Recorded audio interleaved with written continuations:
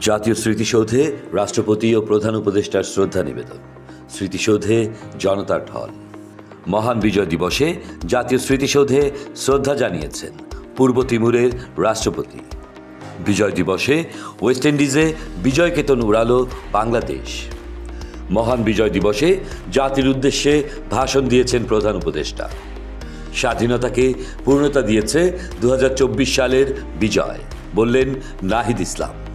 মহান বিজয় দিবসে বিনা টিকিটে নাটোরের উত্তরা গণভবনে ঘুরতে পারবে শিশুরা। বাংলাদেশ নিয়ে কংগ্রেসের দৌড়ঝাঁপ, পশ্চিমবঙ্গের গভর্নরের সঙ্গে বৈঠক।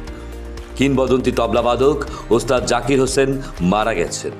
ভারতীয়দের ভিসা আবেদন গণহারে বাতিল করছে আরব আমিরাত। অমিত শাহকে ভারতের হনুমান বললেন বরুণ। গোলান মালভূমিতে জনসংখ্যা দ্বিগুণ করবে ইসরায়েল।